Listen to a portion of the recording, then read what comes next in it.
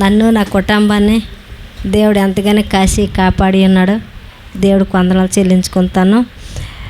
మరి నేనైతే నా హృదయంలో నా ఇంట్లో 7 వారాలు ప్రార్థన పెట్టించుకుంటున్నా. నా పిల్లలకైనా చెప్పలేదు. నా హృదయం అలాగా కలవరపడేది. నా ఇంట్లో 7 వారాలు ప్రార్థన పెట్టించుకుంటున్నా. అంతప్పుడు దేవుడు ఎంతగానో ఆశపడిపోయాను. దేవుడు తుప్పిపరిచి ఉన్నాడు. మరి మా పిల్లల కొరకు ప్రార్థన చేయండి అంతప్పుడు పాస్టర్ గారు మరి విశ్వాసులు మన కిందటి వారం వచ్చి మా కోసం ప్రార్థన చేసి ఉన్నారు. దేవుడు ఎంతగానో అద్భుతం కార్యం చేసి ఉన్నాడు. దేవుడు ఒక్క వారంలోనే మరి మా అవసరం మా దూరాలు తీర్చాడు దేవుడు. మరి మేమెంత అయితే అయినా పిల్లలు అది చెప్పలేమండి. అది అద్భుతం కార్యము. మేమైతే భయపడుకుని వెళ్ళాం. ఆ తల్లిదండ్రి అయినా అటోటి ఇటోటి మాట్లాడారు.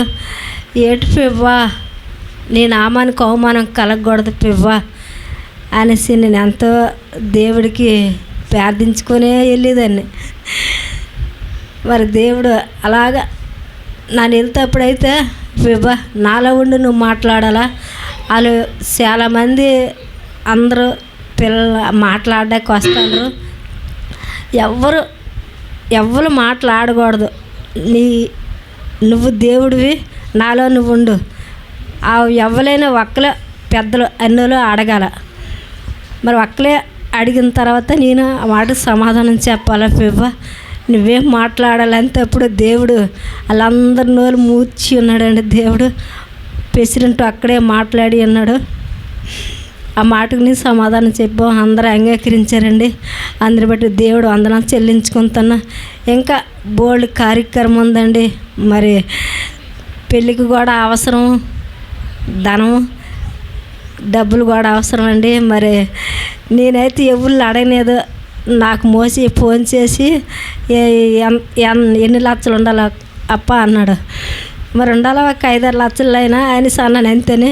మరి దేవుడు ఎవరి ద్వారాగైనా దేవుడు డబ్బులు ఇచ్చేవారుగా మీరు ప్రార్థన చేయండి.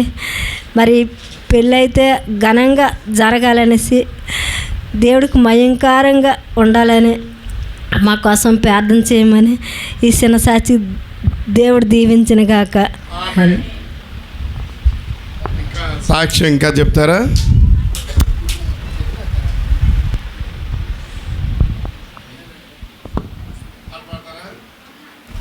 అది లేదు. గిడియన్ సాక్ష్యం లేదా? ఏం లేదు.